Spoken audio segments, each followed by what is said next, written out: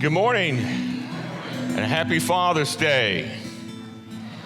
Give a hand to all the fathers in our church today. Today, I want to bring a word of hope and admiration to fathers, and I believe that we need to do that, and that's important. Sometimes people will say, well, Father's Day is not that big a deal. It's the 10th most popular holiday. Mother's Day is the 5th, so we're getting down further. Won't be long before there'll be Arbor Day and then Father's Day.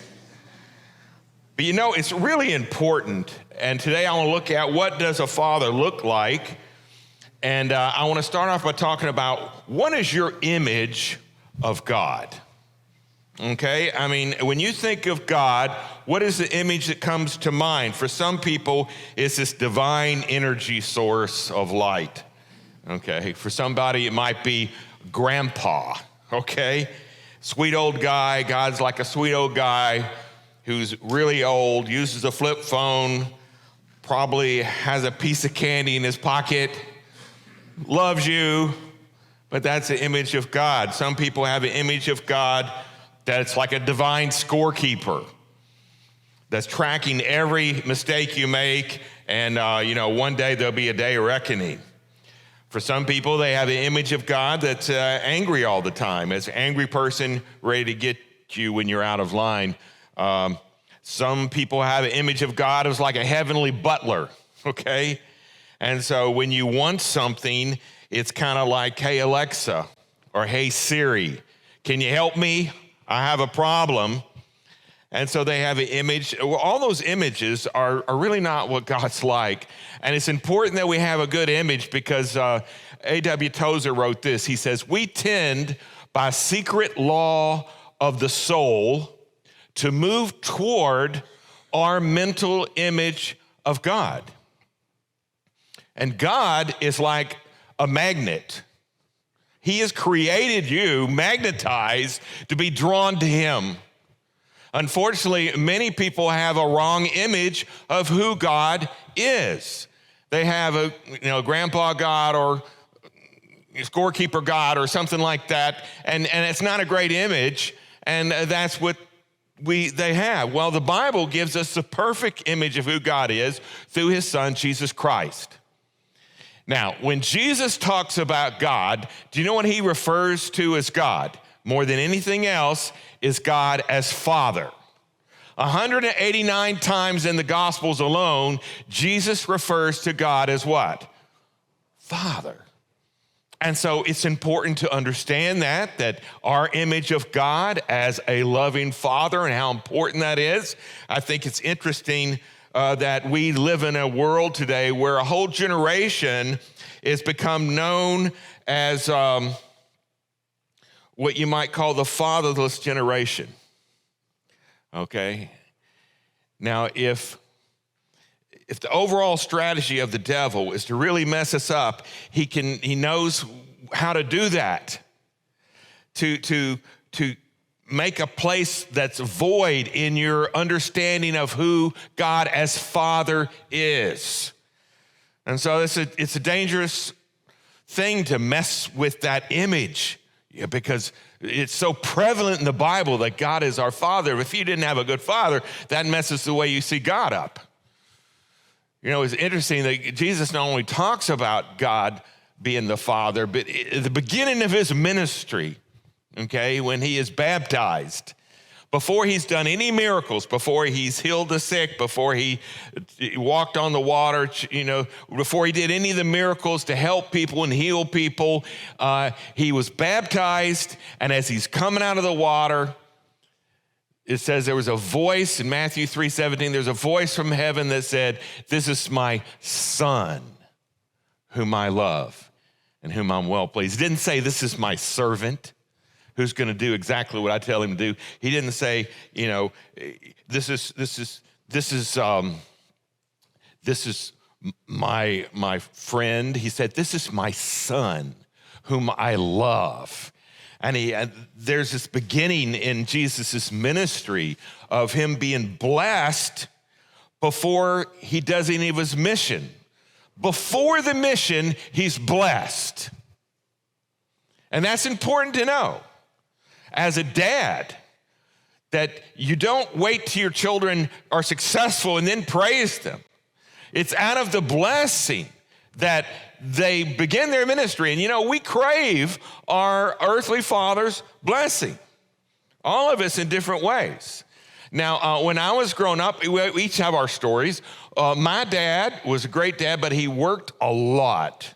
He was an engineer and he traveled around. In fact, many times as a young person, he would be gone for 2 weeks at a time and come home, okay? And then he was tired and worn out and he was busy. He was working all the time and just didn't see him much. But I remember going on vacation with my dad.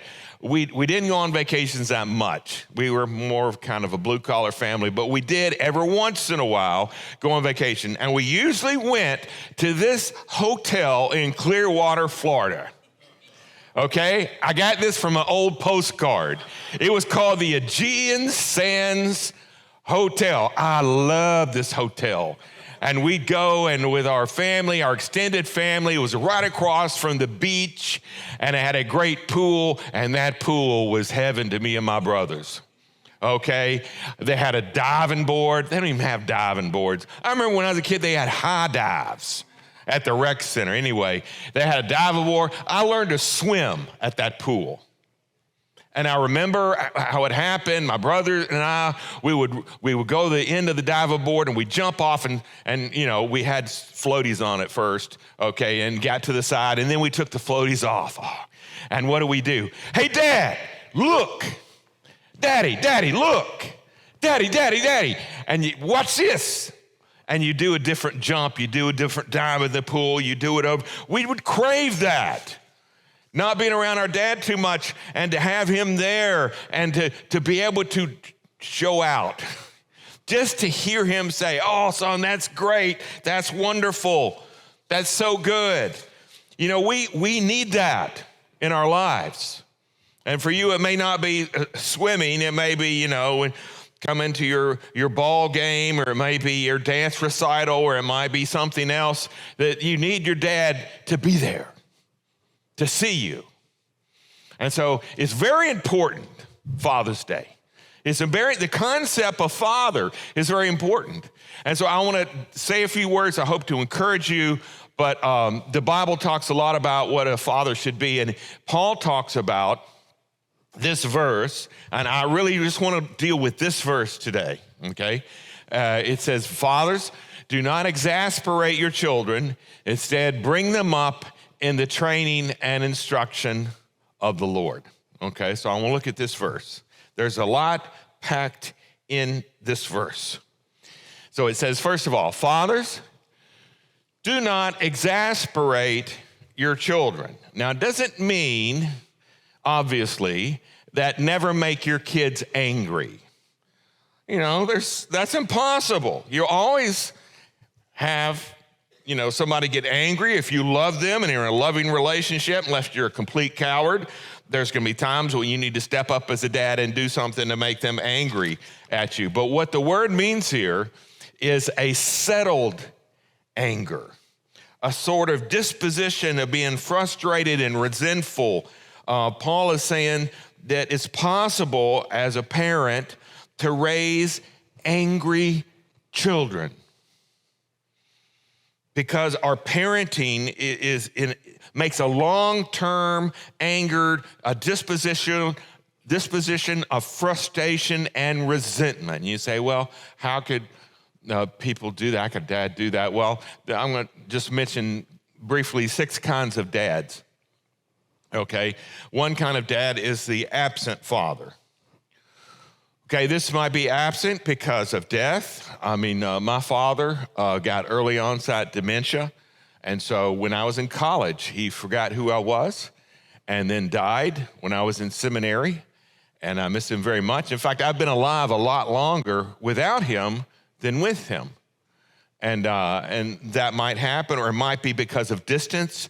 Maybe your dad just never has been around. Maybe your parents got divorced and he faded away. Maybe you never even knew your dad. Maybe maybe the worst kind would be disinterest. Maybe your dad was there, but he didn't really even show any interest in you. And that's a very hurtful thing. It creates a void. It creates a hole in you. And so if you hear that God wants to know you as Father, but your image of Father is an absent Father, then that is going to kind of, mess you up. Second, abusive father. Unfortunately, there are those out there. It can be abusive through emotional abuse, maybe a condemning father or someone who humiliates you or manipulates you, or for some it's verbal abuse, being yelled at, threatened, cursed. Maybe they said something that undermined your sense of dignity and who you were as a person. It could be physical abuse. Okay, it could be sexual abuse. There are people out there who've done those things to children, and that makes their trust level very low when it comes to anyone in a position of authority. And you've been robbed of that self-worth, and it's a very negative thing in some people's lives. Third is a performance-based father. This is someone who is kind of always, wanting you to succeed, but only rewarding you if you meet up to their expectations, which are very high. Constantly looking and say, well, how are you doing? What happened? What grades did you make? What grades did you make? How are you doing? Could you have done better? Could you? And so their love is based on your performance. And then there's the passive father. The passive father is someone who's really never took the mantle of leadership in their family. Mom basically ran the show and dad was sitting quietly, no initiative, no responsibility, no guidance, no action. Dad is kind of paralyzed. He never modeled for you as a daughter what it looks like to be loved and treasured by another man who honors and serves and will fight for you.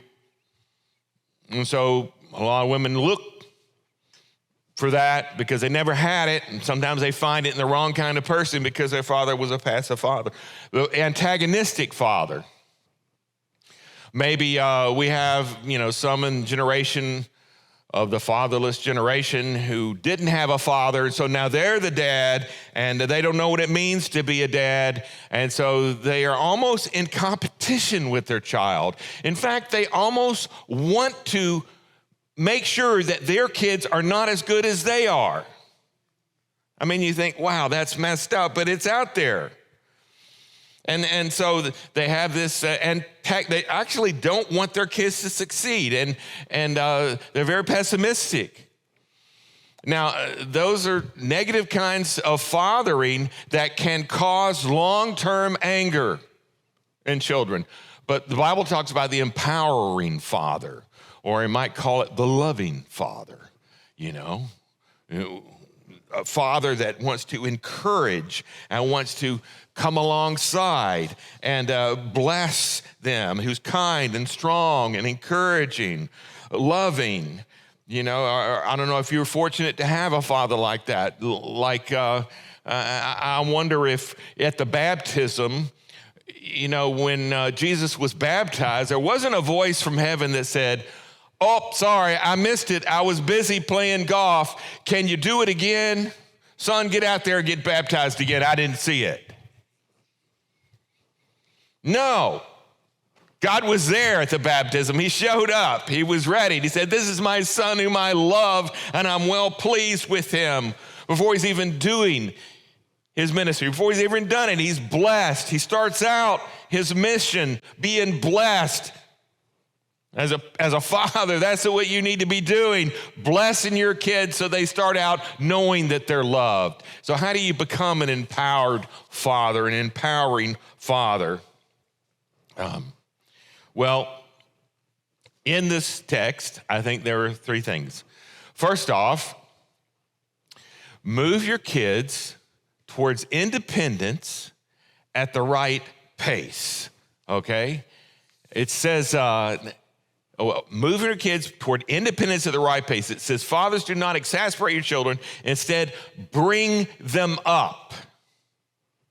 Bring them up. I watched this this video on Lance Armstrong. It's on Netflix, on his story. And, I've always kind of had a distaste for Lance Armstrong. But I watched this video and I tried to put myself in his shoes. He did not have the father. His mom got pregnant really early in life, and his birth father was never around. She'd married 2 other men while he was growing up, and they weren't good fathers that much. And so at 17, he basically ran off from home. So he didn't have that bringing up. He didn't have that centered guidance that blessed him.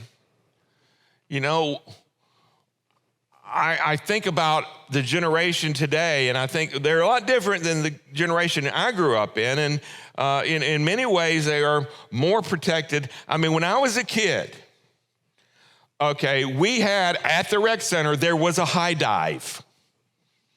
And you would get scared, but you would go off it.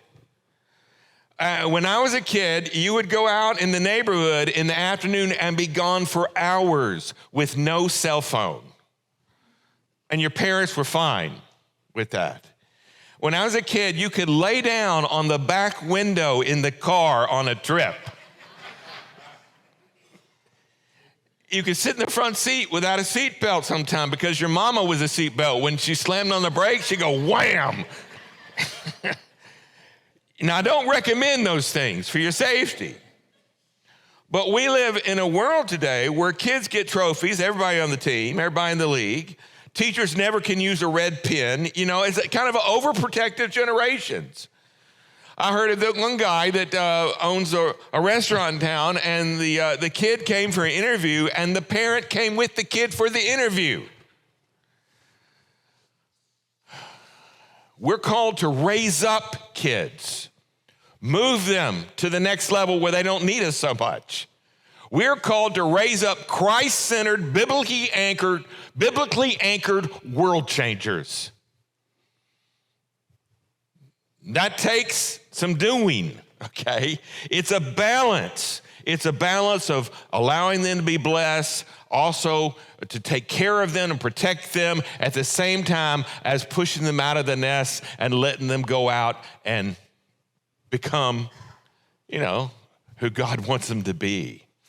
So it's a balance there. So part of being a good father is to do that. And the balance is to bring them up. Second, it's a blend of discipline and patient guidance. Discipline and patient guidance. It says, fathers, do not exasperate your children. Be one of those 5 kinds of fathers. Instead, bring them up in the training and instruction. Now, what are the words here for training and instructions? In another translation, it says, bring them up in the nurture and admonition of the Lord. But honestly, that doesn't help me anymore. I don't understand that more. But as I've looked at these 2 words for training and instruction, it seems like the word for training means basically discipline. That means enforcing boundaries. That means if you say this and you say, all right, I'm giving you 1 chance. You ever seen a parent do that? No, I give you 2 chances. I give you 3 chances. And it goes on and on and on. And the kid never behaves. I've got a dog that I've been training to do tricks, and Sharon makes fun of me because I'll say, lay down, and she lays down, and then I go to give her the treat, and she gets right back up. And Sharon says, you haven't taught her. She's supposed to stay laid down. And so part of training kids is to get them to obey. Get them to do things that they should do to train them. And the second word for instruction actually means kind of a counseling. That means dialoguing and reasoning and listening and persuading. And that's part of being a parent too. It's a balance between discipline and counseling, that you just don't order your kids to say, that's because I said so. And sometimes you talk to your kids, say, well, tell me what's going on with you. How are you feeling about it? What are you thinking? What's good? What's going on? I found, by the way, a lot of times with kids, with boys, they talk more late at night. Okay, so if you go to bed early, sometimes you need to stay up late. Be with them. Spend some time with them. By the way, you have to be able, and kids seem to change between they're 11 and 10, 11, all of a sudden they're 13. You think, is that the same kid? You have to earn their trust. You're their father, yeah, but you're their parent, but you got to come alongside them and listen to them and ask them questions and get to know them. If you're just disciplined, you're treating them like animals. If you're just counseling, you're not really being a parent. You can frustrate them either way. So you got to sometimes lay down the rules, but sometimes you got to counsel with them and talk to them and listen to them. Both of those things, it's a balance. And third, according to this text, you got to point your kids to God. Some people say, I don't want to brainwash my kid. I'm a modern person, and I want them to kind of decide for themselves what they believe. Yeah, right. In our world today, there's all kinds of influences wanting to influence your kids and designed to influence your kids, usually to make money for the person that's doing it. In this text, it says, fathers, do not exasperate your children. Instead, bring them up in the training and instruction of the Lord. They're not going to get of the Lord from other places, by the way. They're just, a lot of times, not. Sometimes, a lot of people will homeschool their kids, and it's a good thing. Listen, I want to tell you this today. This is absolutely true. Every kid needs to be homeschooled, whether they go to public school or not. They need somebody to come along them. They need their parents to come along them and say, listen, let me tell you what I believe about God. Let me tell you why we go to church. Let me tell you what you need to know who God is. This is who God is and who God should be for you. To be able to talk to them. Studies have shown even those who give poor instruction about God are not as frustrating to their kids as much as parents who give no instruction regarding faith. Now, if you're a parent who says, well, I'll let my wife do it, wrong. He needs a father. When we have child dedication ceremonies, there's 3 things usually. I try to put these in the child dedication, that the parents pray for their kids. 2, that they openly talk about their faith with their kids. And 3, live a godly example, a morally consistent life that lines up with your beliefs. Because if you are living different than you say, your kids will figure it out pretty daggum soon. It doesn't matter if you're a preacher or who you are. I have a friend who flies around in his little plane sometimes, and he said, so they have this thing that he says sometimes pilots used to say. He says, I'm not sure where I'm going, but I'm getting there at a high rate of speed. Okay, and I wonder if that's kind of what's going on today with kids. A lot of kids are moving pretty fast, a lot of velocity, but I don't know if they have enough direction that is being given. I'm not talking about indoctrinating your children and making them where they just believe because I said so. I'm talking about coming alongside them and helping them to develop a real living faith.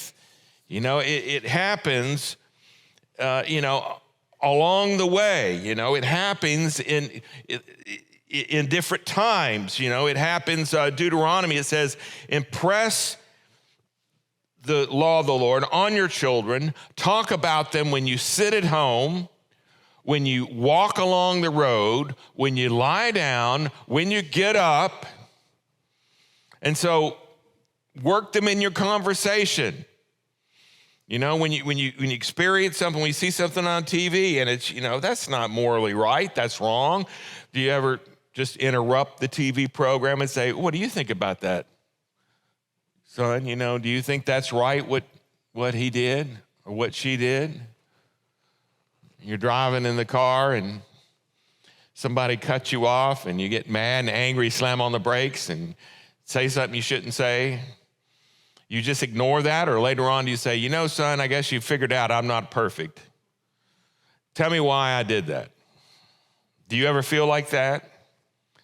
What does the Bible say about stuff like that? Talk with your kids about their morals, their values, what you believe. Don't just think, it's going to seep through, or that's my wife's job. We need to have a reconnection. If we're going to have a revival in our country, men need to do their parts. They need to step up and be fathers. There's a last book of the Old Testament, and it ends by saying this, Malachi 4, 5, and 6. See, I will send the prophet Elijah to you before the great and dreadful day of the Lord, and he will turn the hearts of their parents to their children, and the hearts of the children to the parents. We need that. And then he says, or else I will come and strike the land with total destruction. And we have some of that going on. I think part of the reason our country is so messed up is because we've abandoned our roles in speaking into the lives of the next generation. It's so important. Father's Day is number 10. I looked it up right before I come in here. It's number 10 in holidays in our country. John 3:16 says, for God, it didn't just say for God loved the world, that he gave his one and only son. He said, for God so loved the world. He so loved the world. Didn't just love us, he so loved us that he gave his only son, that whoever believes in him shall not perish but have eternal life. Think about that God so loves us. And that's the way that we need to parent. We so love our kids. And we give ourselves to them. I don't know where you are. Maybe your dad has gone on and passed away, and maybe it doesn't matter if you don't have kids. It doesn't matter if you're disconnected from your kids now. Do what you can to be the person God has made you to be today. If you're thinking, okay, it's up to them, that's pride. That's pride. God says he loved us so much that he gave his only son for us. And we should be loving our kids so much that we'll reach out to them even if we're disconnected, even if we think it's their fault. It's what the Bible teaches and what we need to be.